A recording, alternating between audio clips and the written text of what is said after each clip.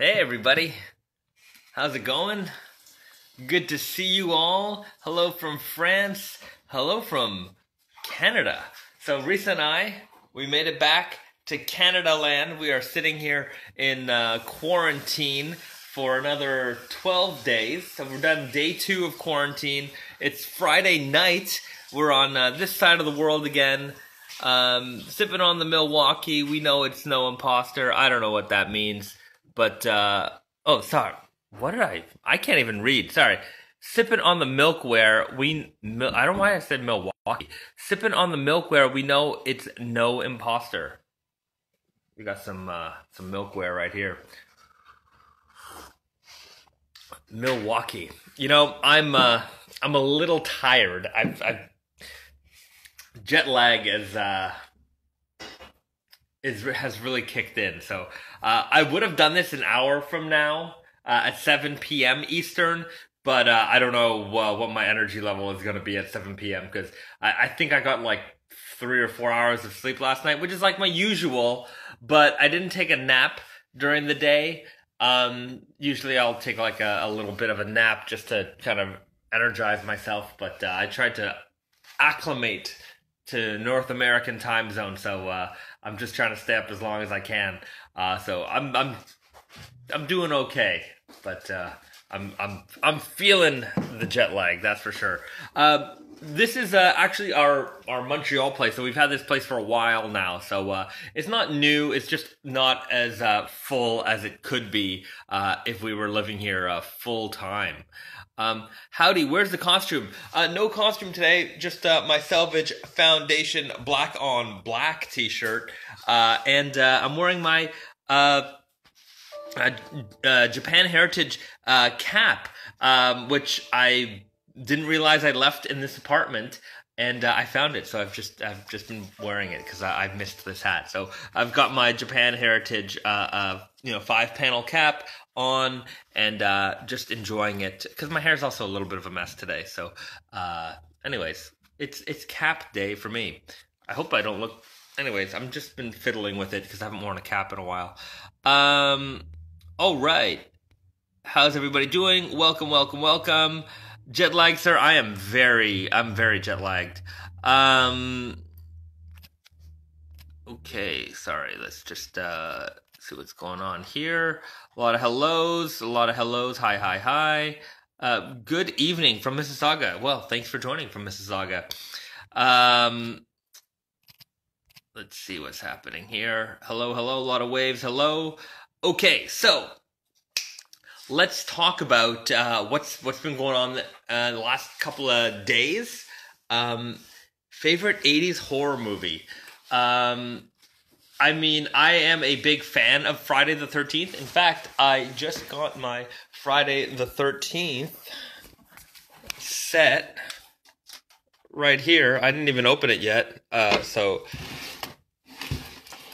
all the movies, all in one convenient set. Is that my favorite one? I don't know. I guess it's the one I watch that I could always watch. So maybe that is my favorite. But I do like a lot of 80s horror movies. Like there's a movie called Chopping Mall that I really enjoy. Maniac Cop. I enjoy that series as well. I was watching the Slumber Party Massacre series the other day. Those are fun. Sleepaway Camp. You name it, I probably enjoy it. I do enjoy a good horror flick, especially from the 80s. What jeans are you crushing for the Indigo Invitational? I am wearing the solid black Selvage Easy Guy. So, in fact, not an indigo jean, a black jean. I wanted to represent black denim for the Indigo Invitational. I didn't think that there would be very many out there, and I wanted to beat up a pair and represent black denim for the Indigo Invitational. So I've been wearing mine for a couple of weeks now. I did a raw hem on them. I just chopped them off at the bottom, letting that fray. And we'll see where these go. I think I will. Sorry, long shot on my foot. we'll see where these go. I think they'll be in contention by the time I'm done with these. I'm hoping to have these really destroyed this time next year. Is there anything? Okay, wait. Let's scroll up a little bit. If you're going to do heavyweight stretch, like people ask, please make it a reissue of Heavy Soft Denim. It just makes too much sense. The softness of the Heavy Soft with some stretch added. Yeah, that would be a good way to go. Anyways, we are working on heavyweight stretch options. Interestingly enough, speaking of stretch, I got a very interesting email again today. Not so, anyways, it didn't seem so kind, but, I don't know. It was an email, it was some feedback we got from, the Tati and Yoko website. Somebody's writing, I might do a raw ham on my left-hand twills, cause I got them a little too tapered and they're kind of long. Anyways, yeah, go for it. Raw ham is, it's all good. Anyways, I've done it to several pairs. I've never run into any issues. So just enjoy. So this person sent me an email saying that they were a fan and that they were upset that we were using stretch denim. And it kind of went back to the whole, like, quote, not authentic, not heritage, reasoning why. And I tried to explain that stretch denim, in fact, I don't know why you're upset that we use stretch. We don't force you to buy stretch denim from us. In fact, we have a wide collection from everything from, stretchy comfort denim all the way to the heaviest denim in the world and absolutely everything in between. So if you're a denim lover and you can't find something that we offer that satisfies you, in fact, I think that would probably be hard to believe that nothing that we make would ever satisfy you, even if you are the most discerning of discerning denim nerds out there, and you look down on what I don't know, the mass market is wearing and this and that. You have to have the absolute most perfect denim imaginable, whatever that is. Even if that is what you're looking for, we make it. We have our MIJ series. So if you want all the details, all the best of everything, we've got you covered. So it was just the idea that because we have that, it makes us less authentic in some way. And it was kind of a talk about heritage. And then I brought up the fact that, because this is often the argument when people talk to me about the negatives of stretch denim, and how it's not real. And then I pretty much always go back to then what is real. Going back to, well, let's take a look at early denim, the first jeans.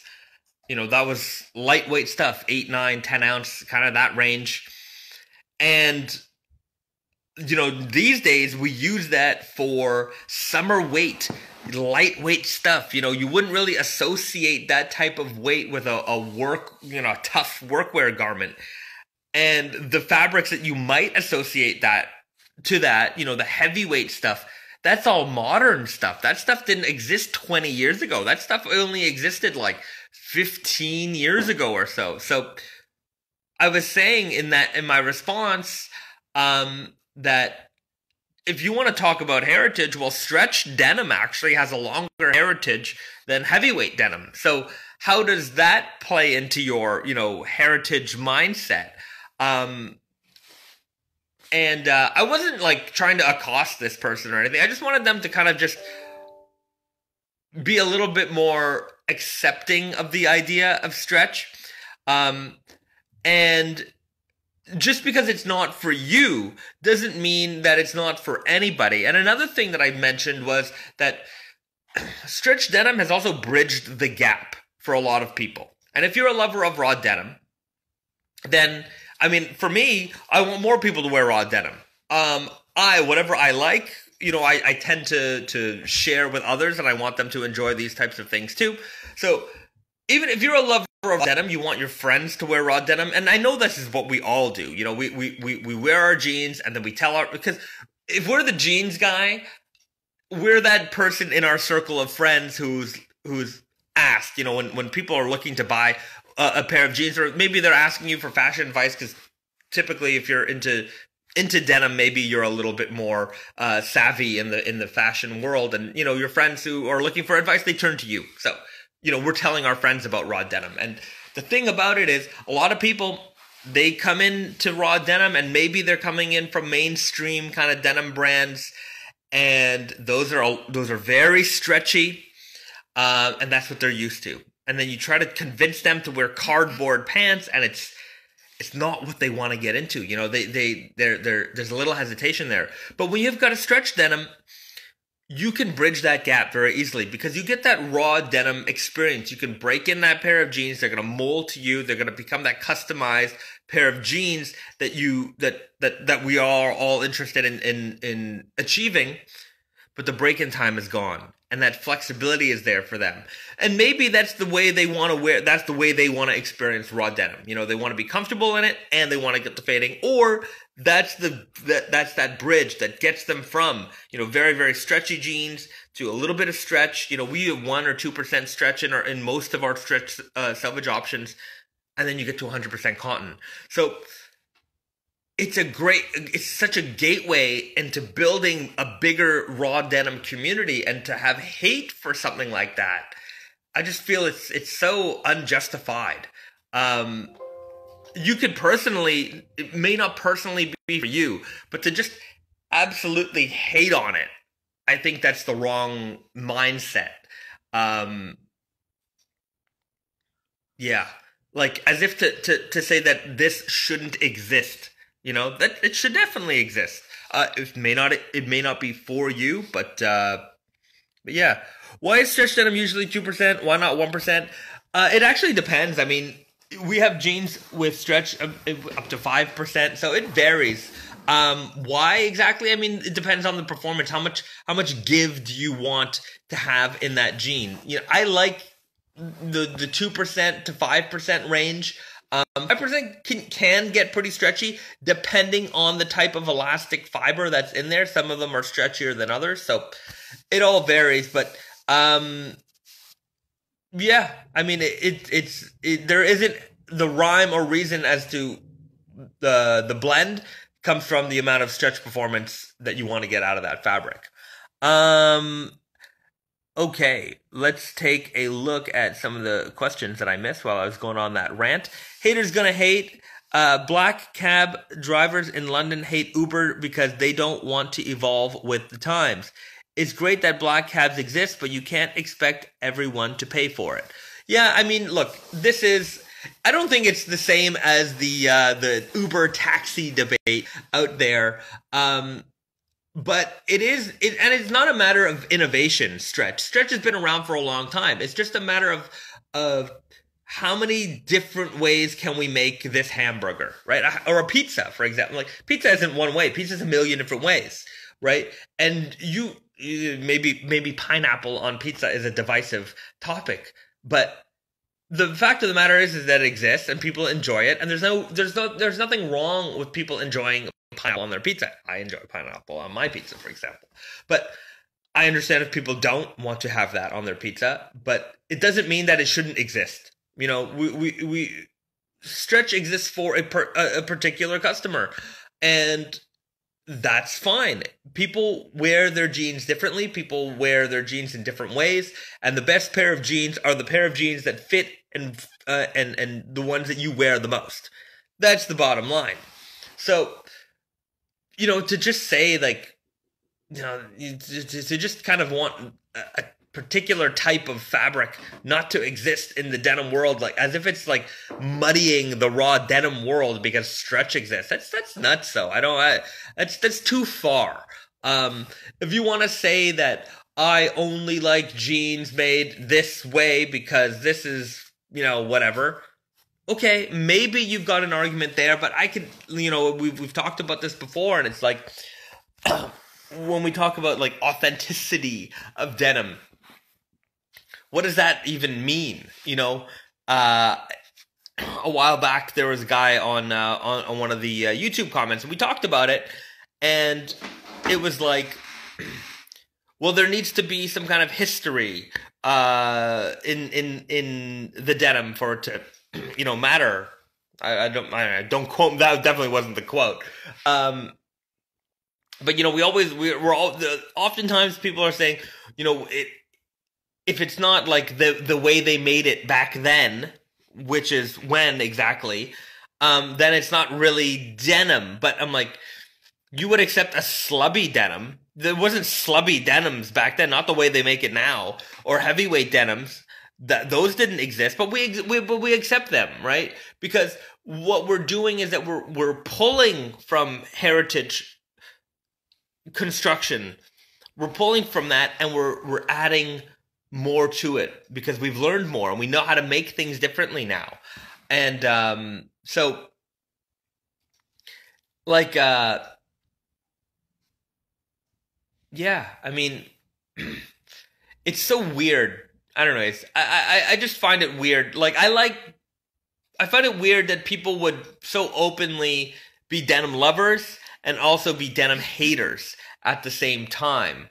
That's why I really like a guy like Rudy, the Swiss jeans freak, because out of all the denim, he's not, there's many, don't get me wrong. I've met a lot of guys like Rudy in the sense that it could be a pair of, mainstream jeans, or it could be like the pinnacle of denim production. He will find value in that pair of jeans because he knows that denim isn't just one thing. It's a huge thing. And if you love denim, you kind of have to accept all of it. Whether it's like, the 1950s styles and 1940s styles. I always, this is one of my criticisms, is that like a lot of these heritage purists, their mentality of when like denim ends is 1959, like, because when it comes to like boot cuts and flares and that type of stuff, that like this hippie fashion and forward, like they kind of forget that any of that stuff ever existed. You don't really see that so often in heritage outfits, and it's kind of weird. Like, why did you suddenly forget about that stuff? I was doing a podcast the other day, and I was talking about that, and I was talking about my love kind of for like the 60s and 70s era, and the host asked me straight up, he's like, why do you like that stuff? And I actually had no good answer. I don't know why I don't know. And maybe it's the same reason for the folks who are really into, that the quote typical heritage look. Why do they like that stuff so much? I don't know if they would give me a good answer. I think my answer kind of came out to, I grew up watching a lot of like shows of that era. Even like that 70s show and things like that were kind of influential for me. And so, I don't know, I always liked that hippie, free spirit kind of vibe, 1960s, Americana stuff, that flower child kind of thing. I grow my hair long. I'm a bit of a hippie myself, so I always liked that stuff.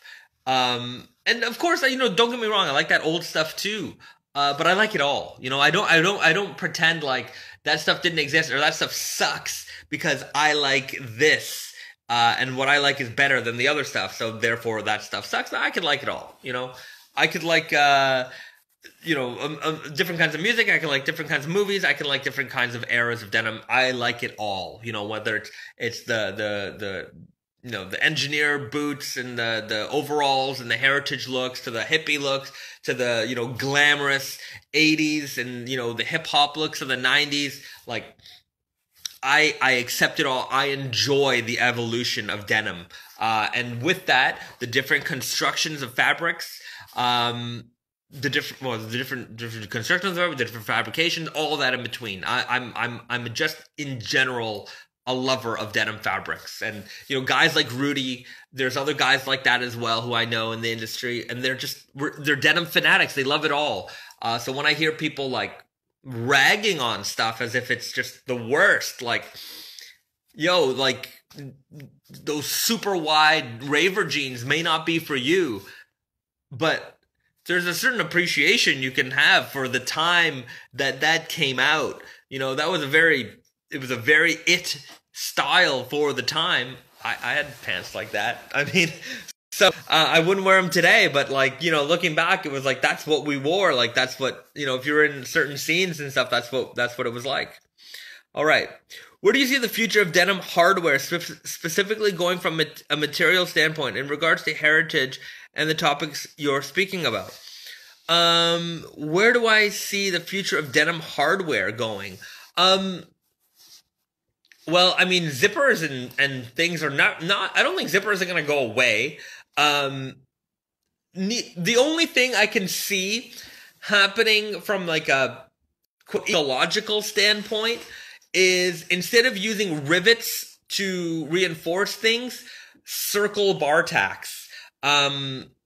So that could be a way to eliminate hardware, in a way that the jeans still will perform the same, and then you would have reduced hardware on a jean.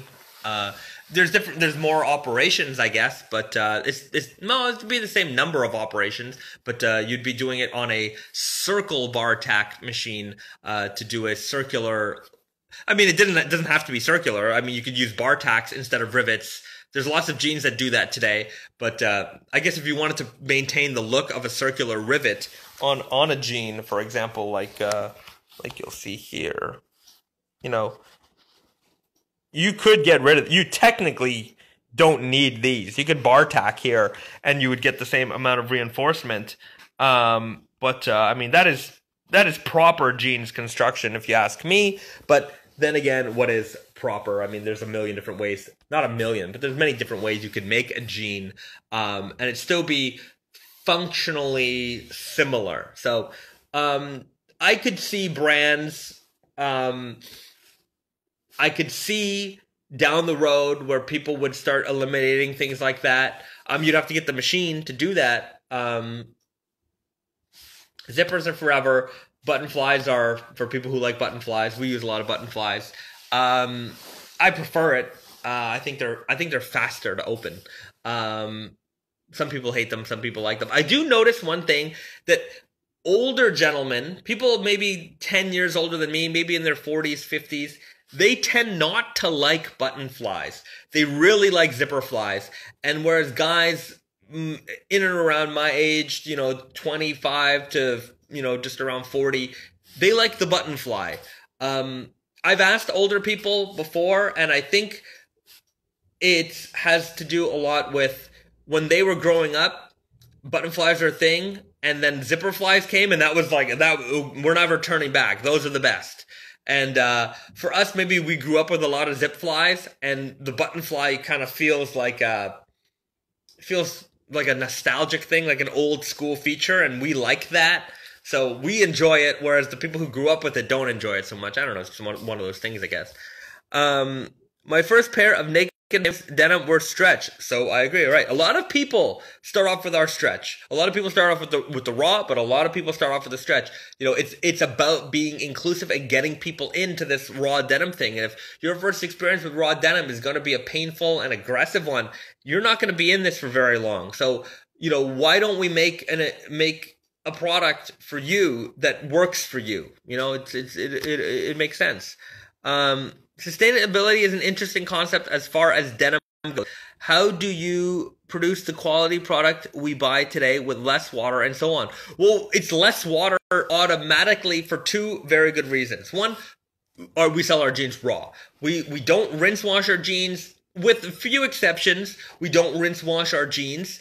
And the life cycle, the people talk about, okay, well, there's a lot of water used in the distressing process, the washing process, all that stuff. We don't do any of that. So, okay, already eliminated the rest of the water.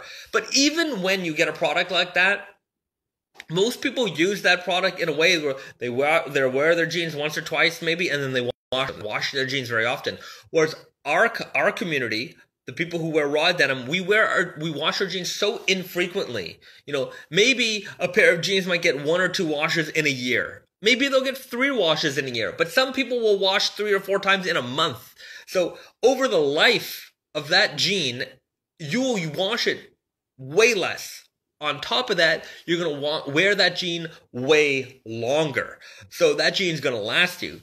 And you're going to repair it. It's going to fade and distress. And that's the whole point, that you keep wearing that jean for as long as you possibly can. In fact, I would say most people will outgrow their jeans because they get older and out of shape like me, faster than they will wear out their jeans. So there's a lot of ways to look at sustainability. A lot of people will like to, there's a lot of buzzwords that go around, and they try to convince people that they're selling you a product that is better for the environment, when it's like, might be better compared to what you've been doing, but if you want to talk about better, then you should point to some other products that are actually better. But of course, that's not what their aim is. They're just trying to convince you that they are the champions of the environment, when I don't know, that might be questionable at best.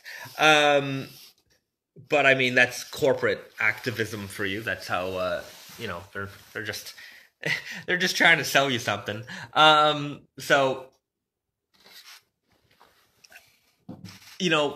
I like to talk about sustainability in our respect, because the way we do it is, number one, it's not preachy, and it's all inherently built into the product. So raw wash, people wash them less, they wear them longer, they last longer. So that's the whole point. And if you can do those things, and our fabrics are made in Japan, our jeans are sewn in Canada, there's nothing questionable about our production line.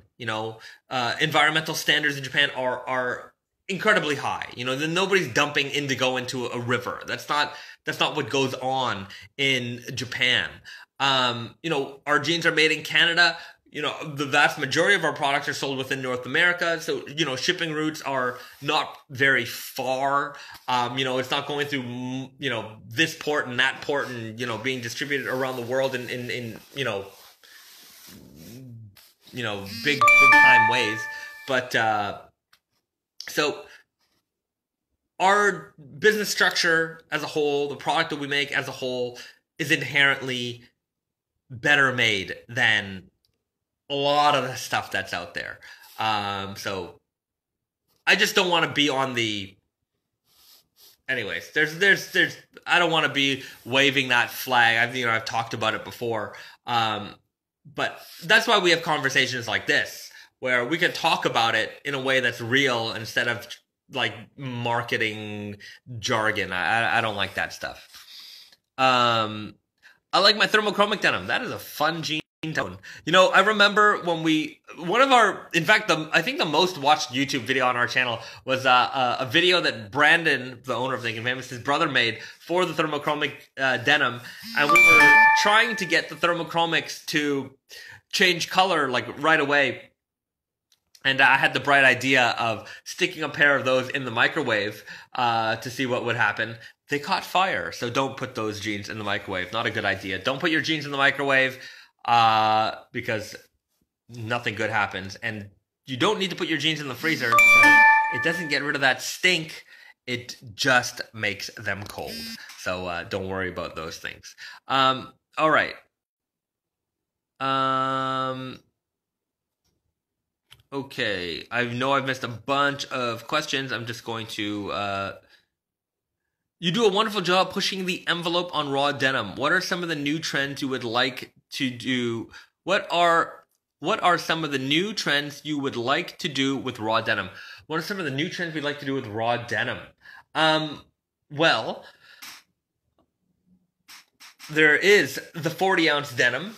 So pushing the limits of heavy weight. But in terms of trends, one of the things that we enjoy doing is our collaborations. And I'm going to get to our collaborations because I just got, let's see if that works, a box of jeans So I'm going to show off some of the Batman stuff today. So stay tuned and you will get a full preview of the Batman collection. I've got every piece right here, and I'll go through all the details with you. And yeah, you'll see. W Weave Selvage Jacket possible. It is possible. It would be very expensive. Very, very, very expensive. Hello from Mississauga. Thanks for joining. Would you ever open a Naked and Famous store in the UK? It is currently just US where you have an Is it currently just the US where you have an actual store? In New York City, we have our store, Naked and Famous Denim NYC. In Montreal, we have a store called Tate and Yoko that's attached to our head office. Would we open a store in the UK one day? You know, I'd love to open a store everywhere in the world one day. One thing at a time.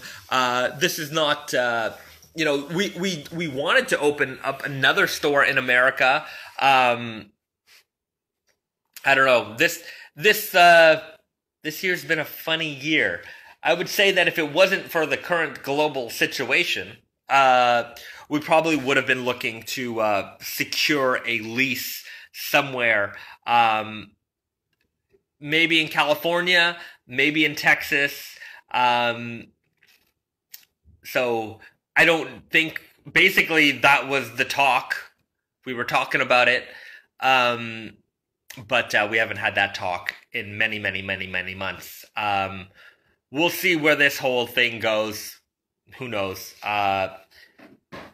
Rents might be cheap down the line. Who knows? We'll see. And maybe one day we can open up a store in the UK or somewhere in Europe. I think France and Paris would be a nice destination for us at some point.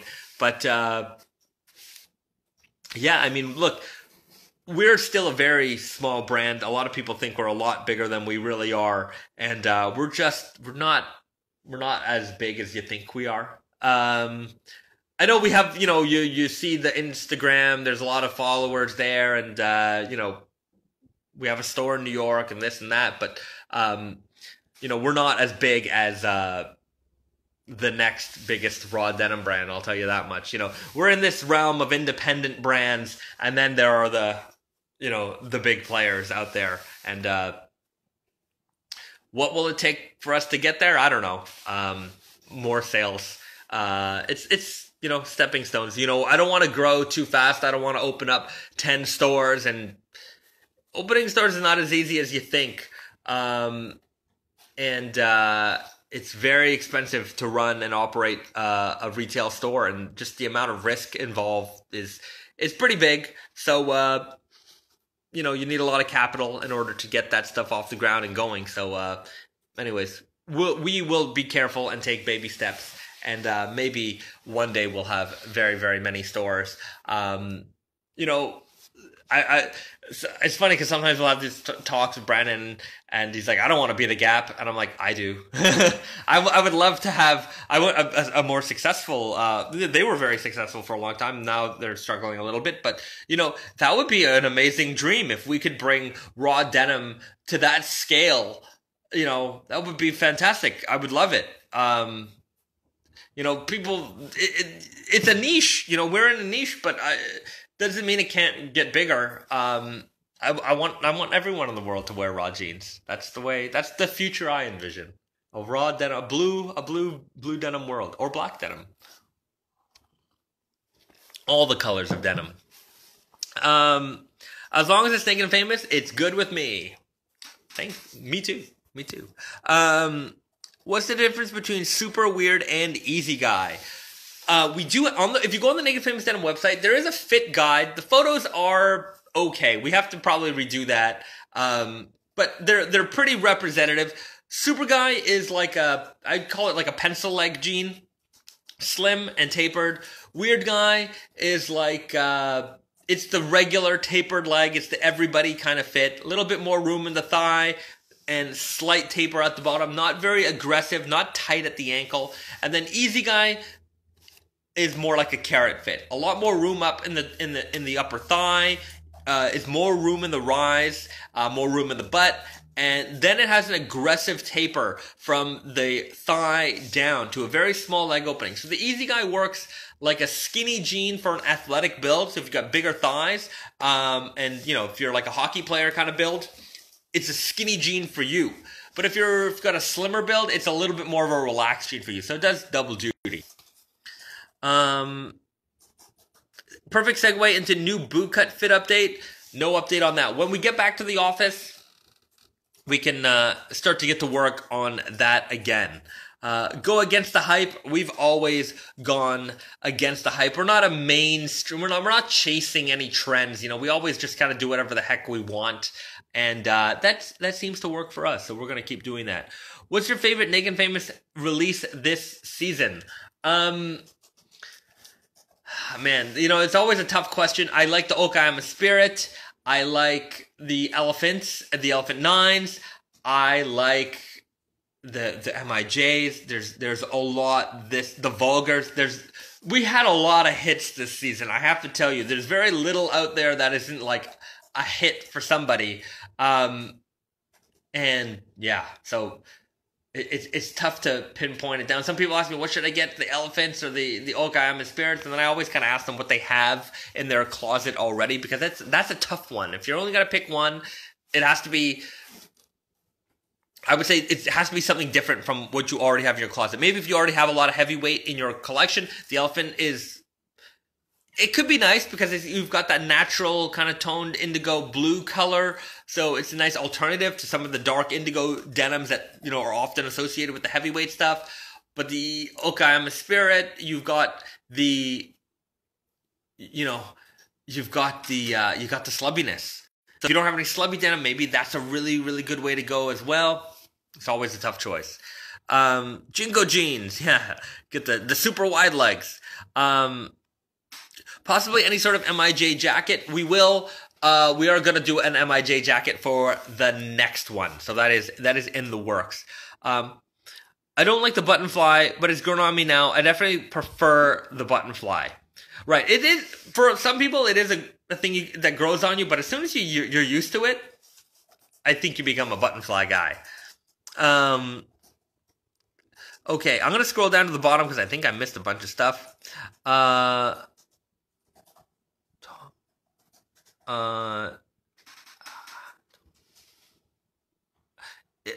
what am I reading here? Hello. Something tells me the Elephant 10 is going to be an Elephant 6 remake. Elephant 1, 3, and 4 were all super similar with just different wefts. That's right. Elephant 5 and Elephant 9, same construction. Elephant 2 and Elephant 8. I don't think you did an Elephant 7 remake, so that leaves me with the Elephant 6. You're just going to have to wait and see. Remasters are a big thing in the world today, so I will tell you at least this: the Elephant 10 will be a remaster of something. So we will reveal that soon. Matrix poster means Matrix denim. Does that mean Rambo denim coming too? Also, where's the pizza? Okay, that's one of my prized Matrix posters. I love that thing. And yes, we are presently working on it's hard to see. There's not good lighting in my apartment here, but it is kind of like holographic. So this is actual movie poster. It's pretty cool, I have to say. I do really like this. And this is my original Rambo poster.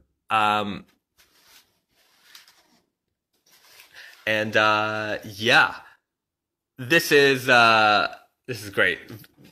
Anyways, no plans for Rambo denim, but I do love Rambo. Rambo's a great series. You know me, I like my movies. Also, where's the pizza? No pizza yet. I didn't get the pizza yet, but I did already devour a giant bag of Doritos. I missed that sweet chili heat. I've also got my Captain Crunch cereal. They don't really do junky cereals in Japan, so I've just been indulging a little bit. Definitely not helping my weight issue, but I will start a diet someday. I was looking at my in Japan. I have my visa So I have a little like residency card, and I had to renew it this year. So I got one last year. I had to renew it this year, and I just looked at my face from when I landed, and I was slimmer to now, where my face is. Maybe if you're not, anyways. My face is much rounder than it used to be. So is a lot of other parts, but definitely getting a lot of weight. I need to do something about it. But I enjoy snacks too much. It's a tough one. By keeping retail stores to a minimum, do you find that it helps the business focus more on the product, or would you say that the two are not related? I don't think that the two are related. We can focus, we can walk and chew gum at the same time. I'm Enrisa and like our team, we're all workaholics. I mean, if we have to do retail stuff, we do it. We have to do the design, the collection design, fabric sourcing, all that stuff. We do it all. And yeah, it's a tough job. If we got massive, obviously we would have to have more staff that are maybe a little bit more dedicated in certain roles. But right now, just the way that our company is structured and the way we work, it is very much a tight group of people that do a lot of things. And that's just the way it works for us. So by adding the task of, running the retail stores, it doesn't really distract us from developing product. In fact, it probably helps us more because we get to have like direct feedback from customers, letting us know their thoughts about product. Whereas when you just have online, you don't know what customers don't like. You only know what customers like. So if a customer's trying something on in a change room and they don't like something, there's feedback that they can give you directly from there. And not everyone's feedback is always going to be constructive, and you have to take certain things with a grain of salt. But if you start to hear the same thing from a lot of people and it's information that isn't like you're prying for, then that information is probably pretty good. If you just let that off the cuff reaction and you start to take note of that kind of thing, then that can help direct you in the way that you're going to build future collections. So I would say that having a retail store it helps a lot, but it is also a thing that you got to manage. So I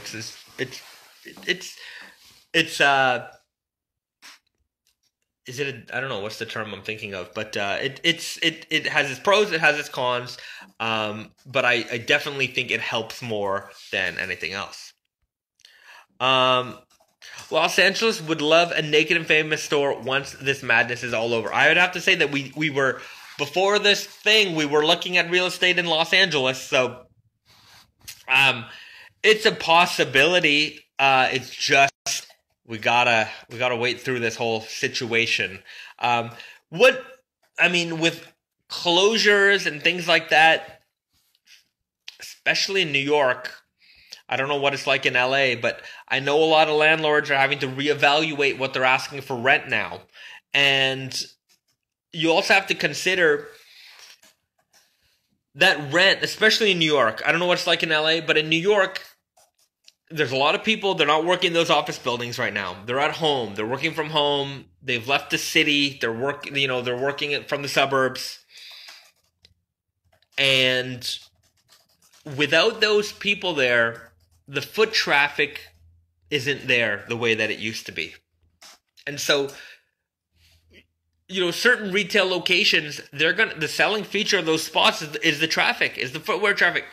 The foot traffic of that area, the people who are going to go out for lunch, the people who are going to go shopping after work, all that kind of stuff. If those people aren't there, then you can't charge as much for that spot anymore because you're not expecting to make as much money. Now, are the landlords reacting fast and dropping their rent prices right now? I don't think so, but I think it'll happen sooner or later, especially if people aren't going back to their offices. I know from just firsthand, experience, listening to some people I know, They're like, yeah, our office isn't opening until 2022. 2022. That's a whole nother year of people not expecting to go back to the office. Now I know people who are back in the offices that they work in. I've heard from people who have said that they're never opening. They're closing our office, and everyone's going to be working remote from now on. So businesses are thinking to themselves, especially if you're a big office, why do I need to have this big office anymore? Why do I need to pay rent? Why do I need to pay for all these computers, the IT guy? Why do I need to pay for all the waters and all this stuff that we have, the expensive office chairs, the conference rooms? Why do we need to pay for that anymore? We've got, group chats. We've got video calls, video conference calls. So can you operate a business like that? Probably. Are you going to lose some productivity? Probably. Are we going to lose more productivity than we are in terms of upkeeping that office? Who knows? I guess that's up to them to balance that out. But it's going to affect a lot of things. So maybe it'll make retail more accessible because you're just not going to be able to charge what you can anymore. And then you have those retail businesses and they have to generate enough revenue to cover their costs. And so that's where the balance will come. The rents will come, hopefully they'll come down to a point where they'll match what you can potentially make in that area given the current state of the street traffic or the foot traffic in that area. So anyways, we'll see. Would I like to open up a store in Los Angeles? Absolutely. I want to open up a store somewhere in Texas. I think Texas is the place to be. So a lot of people out there, and it's Texas.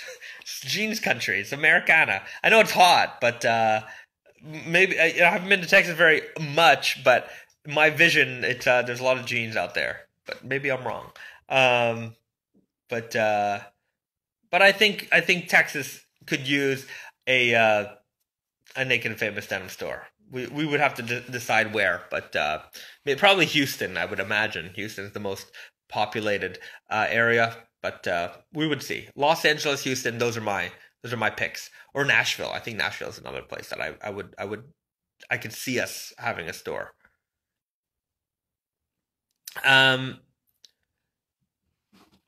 Do you think making a waterproof denim because scientifically it can protect from COVID-19? I don't know. From my understanding, transmission of disease in general from surfaces is very low, especially from fabrics. So I don't think a waterproof denim is going to be much more safe than anything else is going to be. The key with just disease transmission in general, keep your hands clean and keep them away from your orifices. You don't want any disease that is on your hand to enter your body. So, touching your face excessively is what you want to prevent, and keeping your hands as clean as possible. Doing that is going to be more effective than wearing protective garments that aren't going to be much more protective than regular garments are going to be. Hey, from Vancouver, what's the best place here to get Naked and Famous? Dutil Denim has an amazing assortment of our products. I think that's the go-to place in Vancouver. Okay, that's like a dream come true, a box full of Naked and Famous denim. Well, let's get to the box full of Naked and Famous denim.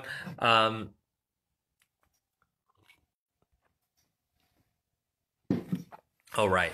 I might have missed a couple of questions. Germany is pretty cold. We need thick denim here. It's pretty cold here in Canada too. Thick denim is what we're all about. Am I being trolled? Is somebody trolling me? Why would you even engage in such a comment? Which comment? Anyways, you should put one here in Toronto before you put any more business in the States. In Toronto, I have to say, out of any city in the world, Toronto has the most Naked and Famous Denim representation over the rainbow. Due Till, Gerhard Supply, Future of Francis. You've got Good Neighbor. You've got Due West. You have who am I forgetting?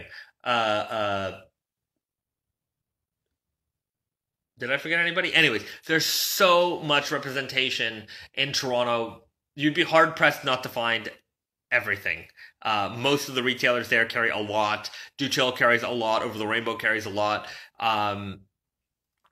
So Toronto probably wouldn't be our first spot, even though, you know, I grew up there. It's hometown for me. I just think, you know, one of the reasons why we put a store in New York City was because, number one, it's the center of the world, center of the universe, really. But we just didn't have the representation there that we used to have. You know, stores like Barney's, stores like Atrium. These were stores that carried a lot of our product, but they all went away. And when you have demand for a product and there aren't retail outlets there to serve your community, well, we figured we have to go in and do that ourselves. And so in a place like Toronto where we don't really have to do that, we have great retail partners that are, you know, representing for us. It's better for us to put our store in a place where there's a lot of demand, but there isn't enough product there for the customer's demand. So that's why we'd be looking to places like that. So yeah. All right. A lot of people tell me where they want our jeans to be. A lot of Houstons. All right. Well, anyways, we are not close to that, but hopefully we will get closer to that sooner than later.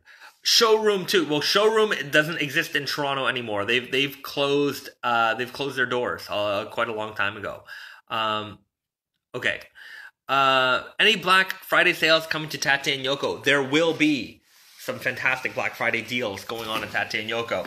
I don't have all the details to share with you just yet, but the closer we get to Black Friday, I will share that information with you. Okay, I'm going to get to the Batman. I got a box of Batman jeans that I want to go through with you guys. And so let's check these out. Here, we've got them all. We've got Harley Quinn, we've got Bane, we've got Joker, we've got Batman. This is the dynamic duo, and we've got the Dark Knight. So let's unpack these nicely. And oh, today's gonna be such a treat. I've got so many jeans to show you guys. I've been waiting for months to do this with you guys. So let's just put these out on the counter. And oh, check this out. I've got the MIJ8s.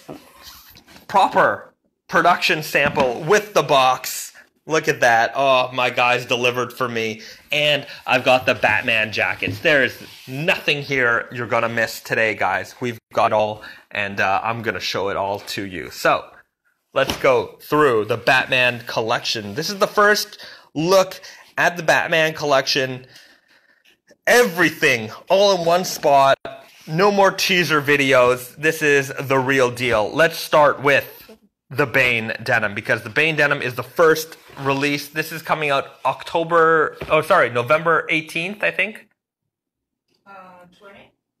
20th, something like that. In my head, I don't have the dates remembered in my head, but they are on the website. So if you go to Naked and Famous Denim, if you go to nakedandfamousdenim.com, click on news and check out the blog post for Batman. It has the full release schedule along with all of the retailers. So if you want something, hit up your favorite retailer, tell them that you're looking for something, and they'll let you know what's going on with that. So the first release is Bane, the Bat Breaker Selvage. So we've got that great, this comic book cover for me, super iconic. I remember seeing, just shocked that something like this could happen.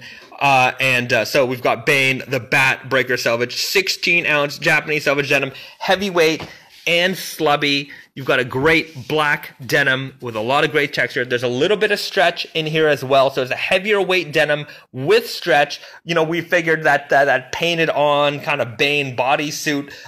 So we matched it with the stretch denim. You've got the Bane mask embroidery here. You've got Bane on the black buffalo leather patch. Super thick and beefy, just like Bane, the Bat Breaker.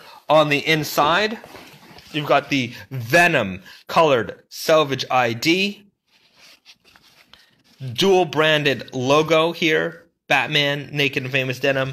You've got the Nightfall button here as well. So a lot of great details on this denim. The fabric is really cool. Very, very slubby and with a little bit of stretch. So that is going to be the first of the Batman releases. You've got that great green Selvage ID here, the Bat Breaker denim. So that's the first release in the Naked and Famous Denim Batman collection. That's coming out November the 20th.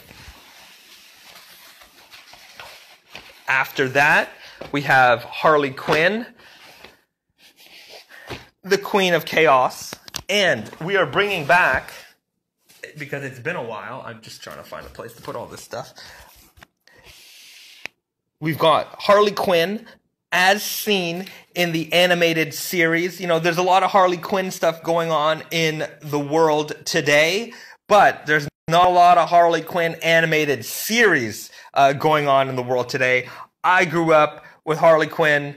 I'm a big fan, and, you know, just this image is great. You know, you've got Harley kicking Joker in the face. Batman's like, what the heck's going on here? And I just love this version of Harley. So this is the way we want it to go. We've got the Harley Quinn leather patch here. You've got the Mad Love playing cards. You've got the Harley Quinn insignia here on the back. The black and red Selvage ID. And the black by Red Weft stretch selvage.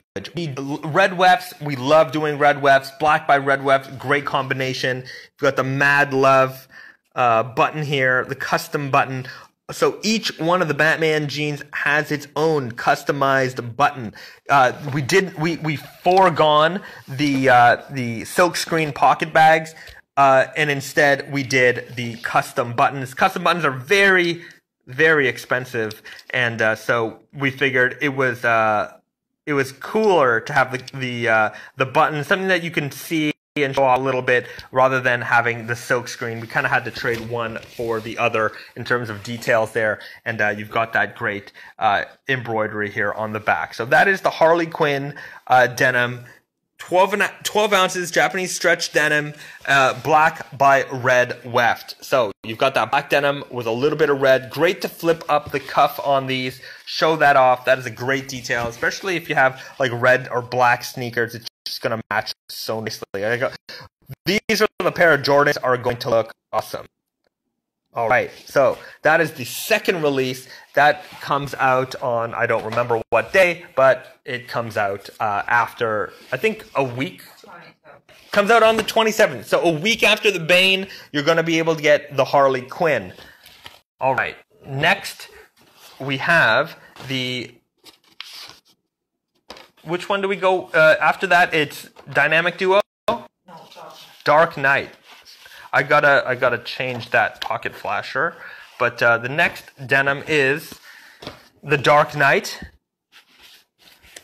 So, Dark Knight as seen in the Frank Miller Dark Knight Returns comic book arc.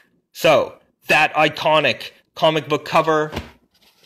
Got Batman and Robin here on the thick buffalo leather patch.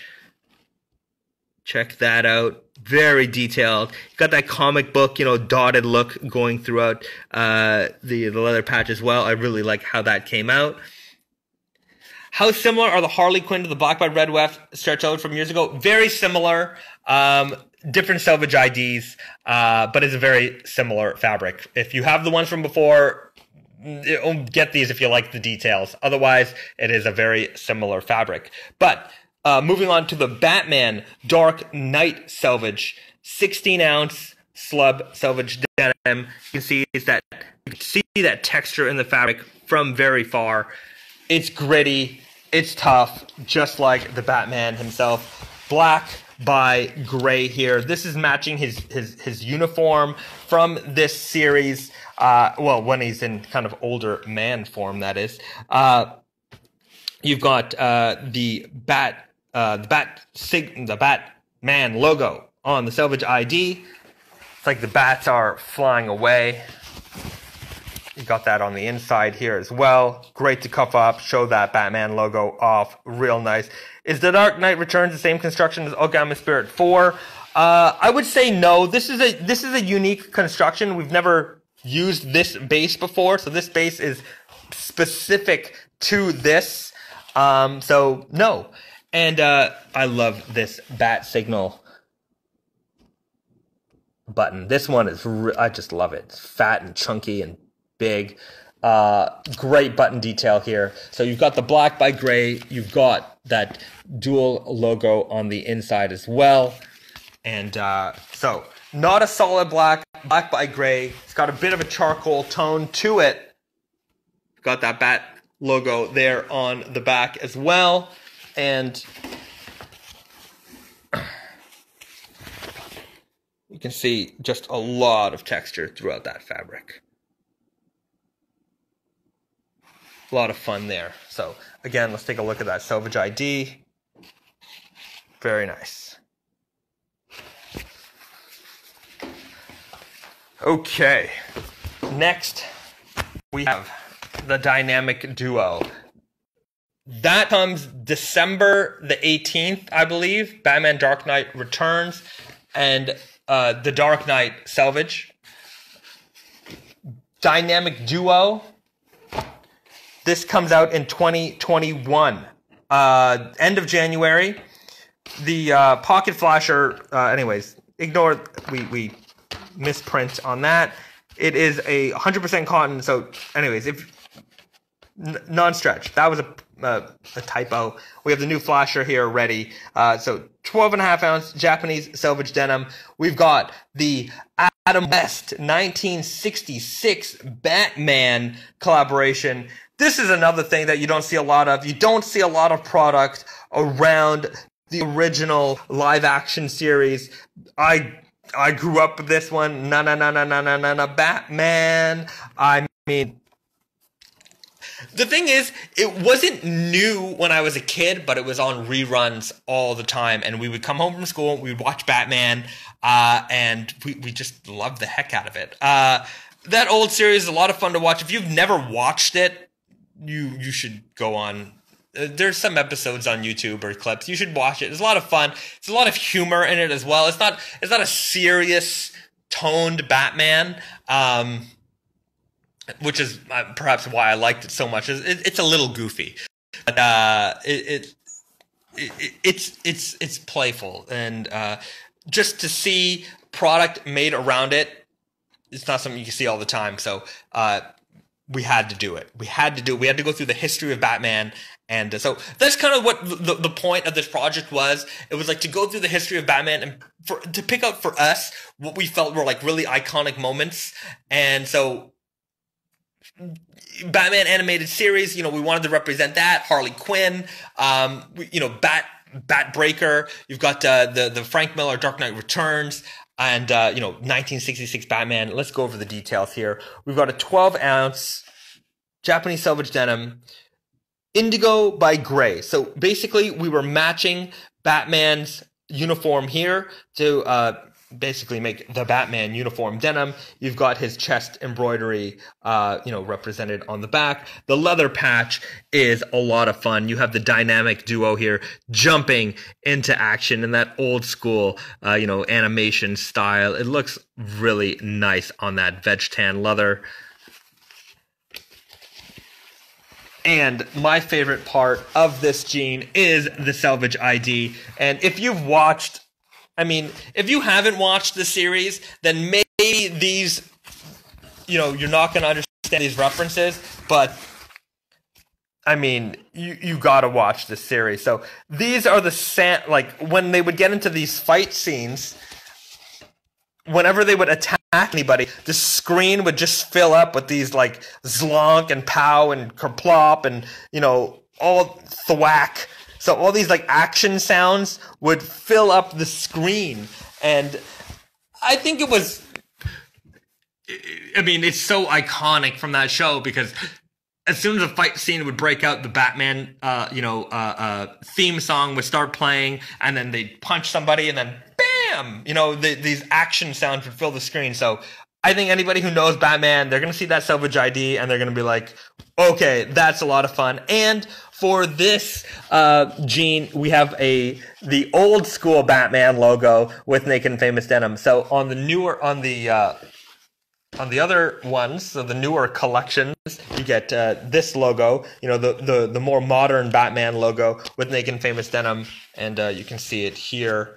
And so you've got that versus this on the old school 1966 one. So this is the only one that gets it with this logo, and so you guys, that makes these ones just a little bit more special. They have their own unique bat signal on the Collabo logo, and then you have the bat signal button here as well. So a lot of Batman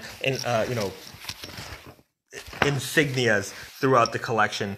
This one's a lot of fun. Great classic look with the indigo and the gray. You know, Adam West Batman outfit. You've got the yellow, like the pocket bags on this one are yellow, for example, you know, utility belt. And you've got that great leather patch and the you know, sound effects special ID. All right. Yeah, we kept it pretty diverse for the Batman fans. You know, obviously we couldn't do every character. We would love to do every character, but, you know, 5 releases, I think, is a pretty strong representation, especially throughout the eras. You know, what could we have picked up on that we didn't pick up on? I don't know. I guess we could go over that debate. It's like doing which Dragon Ball characters should we have done, or, you know, could we have added? But I think we're going to make a lot of people happy. There's all the characters here that you want to have, and then we're going to end off with Joker. Because this is the last release. And there will not be a secret release. You know, with Dragon Ball, we had a secret release with Majin Buu. We had Akuma with the Street Fighter. No secret release with this one. This is everything. And you guys can check it out. You're going to see it all. And this, last but not least, kind of bothered that there are no bat nipples. That was George Clooney's Batman. You know, I was watching Teen Titans. I like Teen Titans, that cartoon show, and they were making fun of Val Kilmer and George Clooney as Batman in one episode. Robin invited. Anyways, what was it? Robin. They all went to the Batcave. And then, anyways, Robin was giving them a tour of everything. No other company would put this much effort in. Fans for fans. Absolutely. I mean, this isn't just slapping logos on things. We had to develop all these fabrics from scratch. And, you know, we want to embody these characters the way that they should be embodied in denim. And, well, anyways, let's get to the last one. Then I'll show you guys the denim jackets. We've got Joker, the Clown Prince of Crime Selvage. So, iconic cover from The Killing Joke, and we matched it up right here on the leather patch as well. So a beautifully detailed leather patch, and if you know this arc, you know how, I'm not going to swear, but how crazy this storyline is. And you've got the Joker embroidery on the back. Look at nuts. You've got a purple toned indigo denim. It's indigo with a purple weft, so it looks a little bit pearly. Got the dual banded logo, and you've got this insane ha Silva ID with the green edge on the end. So very, very Joker right here. You've got the green pocket bags as well. That Selvage ID is awesome. You've got the Joker logo here on the button. This is, I mean, even if you had very little knowledge of Batman, you would really recognize this as Joker denim. That is really cool. So flip up that cuff. That's going to look awesome. I was thinking about buying the Dark Knight, but the Bane is calling me. I wish there was a jacket, but then again, I wish you guys made jackets of all your fabrics, so I'm not complaining too much. Yeah, if we made jackets in everything, it would be a bit much, but I think we picked the 2 best fabrics to do jackets in. Joker may be the best one. Let me tell you this about the Joker. It is the last release. I think this one... Anyways, I don't know which one's going to be the most popular. I have a feeling Joker might be the most popular. It's from a production standpoint, it's sold out. Like, we don't have. Sometimes we collect our orders and then we produce a little bit extra. And even when we did that, the orders exceeded the amount of production that we could make. So. You got these ones. I think they're gonna go fast. Don't sleep on the Joker. That's my advice for this collection. What would the Joker denim be similar to? Maybe like the deep indigo rigid fabric. That would be what I would compare it to the most. Like the deep indigo rigid. It's not particularly slubby. You know, it's got a little bit of texture here and there, but it's not the slubbiest denim in the world by any means. It's got a nice rigidness to it, but it's not that heavy. 12 ounces, but it's still a crispy denim. I would say, look-wise, it's very similar to the deep indigo rigid denim, without being as heavy. All right, let's get to the jackets. So, jacket details are... Detail-wise, they're always the same. You know, you have that hidden side pocket. You've got, naturally, you've got your buttons. So on the denim jackets, you'll have the top button with the Batman button. Well, the logo button, so depending on the fabric. Debut date is on November the 20th. Head over to nakedandfamousdenim.com, go to news, check out the Batman preview blog post, and we have a release schedule. We have the complete release schedule, along with all the retailer availability. So you got all the information well in advance. So November 20th will be the Bane denim, and before that release, I'll do a story time video talking about the Bane denim. You know, what was our inspiration, what makes that fabric so special. We'll do an HD video or higher 4K video of the details of that, so you can see it all on our YouTube channel, and you'll get much more in depth detail than I can show you right now with just my live streaming, but. We'll have all that information available for you pretty soon. Right now, you guys, because you guys are the best fans, you guys are getting the inside scoop on absolutely everything. The only information I've released so far is the teaser trailer in terms of live kind of information. You can go to the product pages on the website. You can see some detailed photos there, but. Anyways, you're getting it all right here, right now. Ultra 4K only. My camera shoots in 4K, so I that's what I do. I love you, B. I love you too. I love all you guys. You guys are so special. And thanks. I do really appreciate you guys hanging out and letting me talk denim with you guys. I'm a bit of a motor mouth, as you can tell, and this is what I want to do. I just want to talk about jeans, and I can pretty much do it forever. But let's move on to some of the other details of the Joker jacket. So the Killing Joke leather patch carries over on the inside. You've got the dual branded logo. On the inside of our denim jackets, the Salvage ID runs along the inside. If I can just open this up one-handed here, I will. Come on.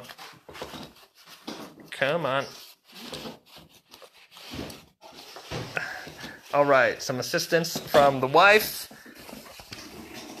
So you've got the Salvage ID running all along the inside here. So both sides. you've got the Joker embroidery on the chest, a little pocket flasher there, and then on the back you've got, oh, this embroidery is so sick. Check that out. Check that out. So you've got that giant embroidery on the back, very plush as well, very 3D, and you've got Joker shedding a tear. Got Batman in his eye. So that is the Joker killing joke. Clown Prince of Crime. Denim jacket. This jacket will be available in very limited quantities without the patch. So if you want the jacket without the patch, on Tate and Yoko only and Naked Famous Denim New York, we will have a few pieces available without the patch. So you got it. If you want it, be there day one to get it, because there won't be that many of them. So yeah, that is the Joker Clown Prince of Crime Selvage denim jacket, and we'll end it off with, at least we'll end Batman stuff with the Dark Knight denim jacket. Details are the same as the jean. You have that slubby 16-ounce denim. You've got the Batman and Robin leather patch, the button, pockets. Yes, pockets. So all of our denim jackets have hidden side pockets, and there's also an inside pocket as well. You've got the Selvage ID. What's the date on MIJ 8? November the 13th. I'm going to announce that next week, but you guys are hearing it first. And then you have that embroidery on the back.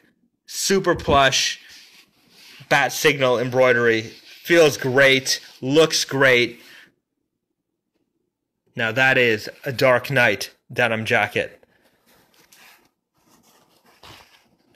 Price points, check the website. I don't have them all memorized, but all the information is on the website right now. So you can check that out. Okay. Last but not least. Hooey. The MIJ 8s. Check this box out. Beautiful pine box, jointed construction. Naked and Famous Denim, Tokushima Natural Indigo Hand-Dyed Intangible Cultural Treasure Selvage Denim. This is one of, I think, 90-something pairs, 95 pairs that we made. This is a very, very, very limited edition jacket. Pair of jeans. And let's take a look. I have a pair of Weird Guys here. The box is going to slide open like so. One-handed operation. Sorry. Whoopsie. Let me just open that up. So, anyways, that slides open. If you had two hands, it works easier. How are you going to top the MIJ 8? I don't know. We'll see. And inside, you've got our jeans wrapped nicely in a pair of in some selvage fabric. You open them up, and you've got the jeans. And these jeans look beautiful. They look even more beautiful than the samples I had.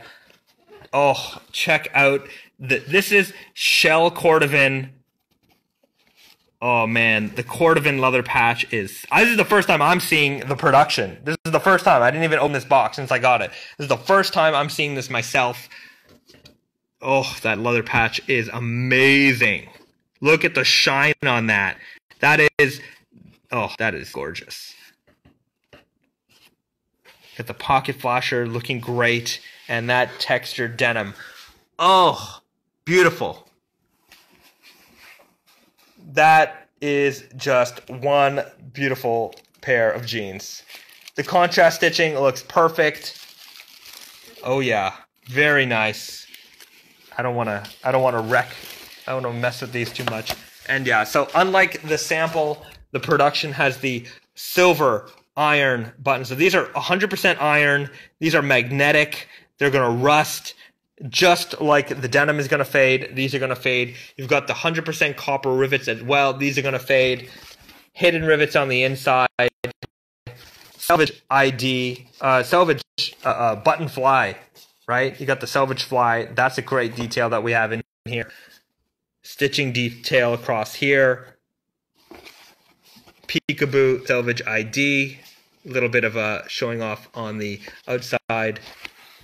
We've got there as well. What size are these? This is a Weird Guy 34. Not very many of these are going to be going around, guys. And that really tiny busted out seam. I really like that detail. It's so tiny.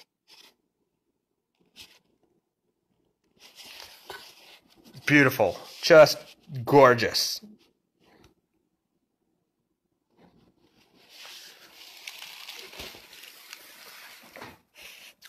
Oh, I don't know. I'm at a loss for words. These are just any stretch? No. No stretch on these. This is my personal pair. No. I'm not taking a personal pair of these. There are too few of these available for me to take a personal pair. So I want to make sure that all of you guys are able to get a pair. I don't need another pair. I have access to anything. So I want to make sure that these are in the hands of the fans and that you guys can get them. What's the retail? These are like $8.80. These are a very expensive jean. So yeah, it is something. I mean, stretch is what it needed. Yeah, maybe next time we'll do a stretch version. It'll Tokishima hand-dyed stretch. We can all say we don't need another pair. Yeah, that's true, but I mean, there's a difference between. I have access to an infinite amount of pair of jeans, and the fact that there's only 95 of these, I don't want to take these away from you guys. So, for those people who want them, I know not everyone who wants them is going to be able to get them. So I'm not gonna take one off the market. So these are for you guys. General time frame when these are going to be released. This jean is going to be released on November the 13th. So very soon. That's Friday, November the 13th. Oh. So be aware, next week I'm going to do a blog post with I'm going to get the video set up for story time, and we're going to go through all the details of this jean in a little bit more depth. Okay. Any possibility of doing an Indigo times Tokishima Indigo Weft Okaima Spirit? There's always a possibility. Okay. I'm going to leave it at that. We went through a lot of jeans today. We can do a quick snack time, and then I got to wrap it up. I gotta take a nap. I am jet lagged and I am tired, but I had a lot of fun chatting with you guys. Today, we've got some snacks. What do we try today? These are interesting because I've never had these before, and I don't know if you guys have seen this. This is a limited edition Doritos Buffalo Hot Wings flavor. These are from Canada, Canadian Doritos. I don't know if they have these in America or anywhere else, but this is a limited edition Canadian. At least I think it's Canadian. It is definitely limited time Doritos. We've got these. My friend dropped off some groceries, and these are weird. Oh, these are Chinese Lays. Lychee and muscat flavor soda. It must be a lychee soda flavor and muscat, like grape soda flavors. What I'm assuming these are. So those are weird. And, oh, shoot. No, there's also these. I don't know if I want to destroy my face right now. The Packies. Oh, ghost pepper. Oh, those are gonna ruin my face right now. That's not what I want to do right now.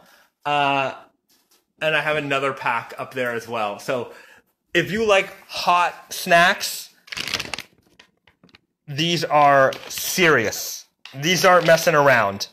Do the ghost pepper chips. Not today. I'm not doing these today because I'm just not ready for it. I'm not prepared to feel the pain, to feel the heat. I think I have to. No, I will at some point, and I'll do that together with you guys. But just destroyed myself eating a Carolina Reaper a few weeks ago. Yeah, I feel for you, man. I like hot snacks. I'm just not in the mood for that one right now. Just now tuning in. Is this back in Canada? We are back in Canada. That's right. Is Packy Canada exclusive? I think no. These are from the States. This is an American brand. So they also have the one chip challenge. You can go on YouTube and see that, and you can just watch people absolutely destroy themselves on one potato chip. Don't think we have this in the States. These are definitely from the States.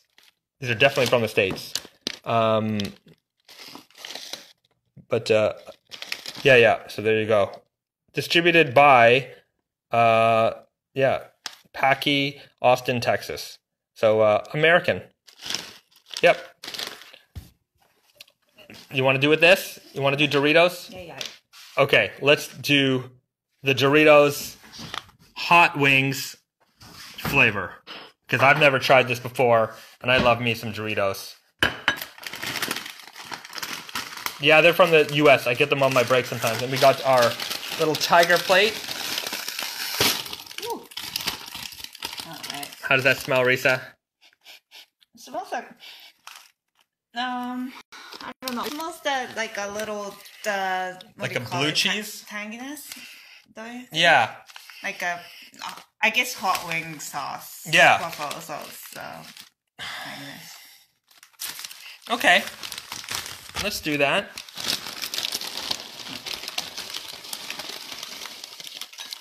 Okay. All right. Typical Dorito look. There's nothing fancy about that. I mean, if you were to look at it, it definitely looks like a... It's a little orangier. I don't know if it's orangier. Doritos is pretty orangey. Okay. Anyways. You're the Dorito expert. I'm the Dorito expert.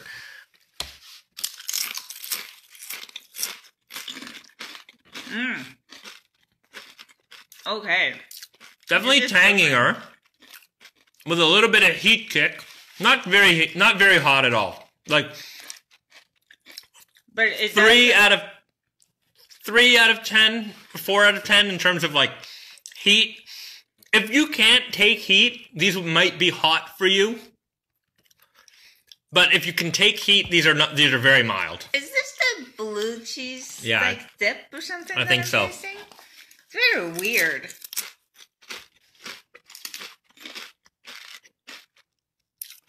It's like the taste itself is the buffalo sauce with some kind of creamy, cheesy thing. Yeah. Already mixed, and I don't like it.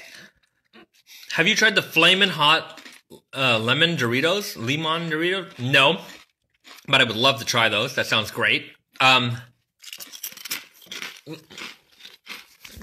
These are good.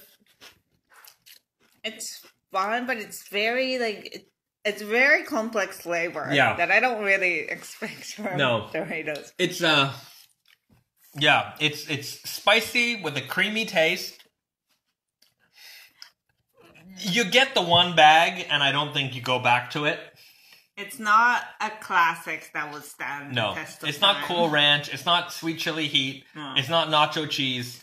I feel like it's trying so hard, which is I mean, sometimes you gotta try hard, but yeah. Yeah, they're worth a try.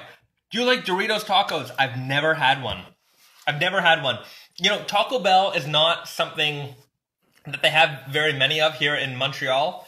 And even in the rest of Canada, it's not very common. Like, there's not a lot of Taco Bells around. So I've never tried a Doritos taco. There's not many Mexican food in general at all. Yeah, there's not a lot of...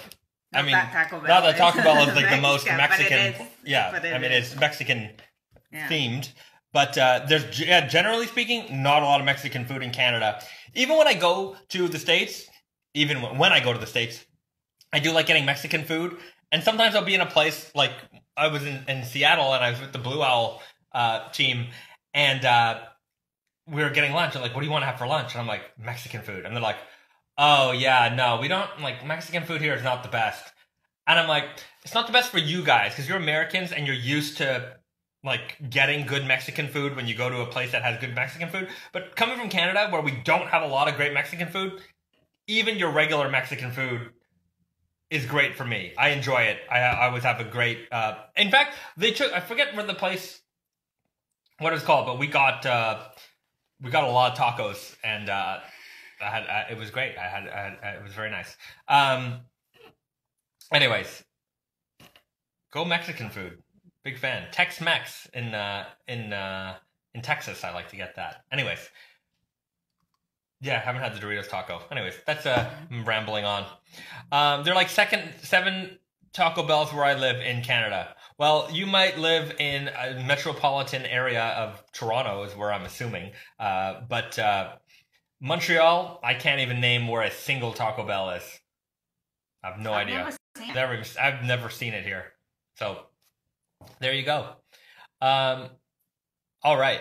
Well, guys, I'm going to leave it at that. Another live stream in the books, wrapped up. Thanks so much for hanging out with me, letting me talk about denim, letting me answer your questions.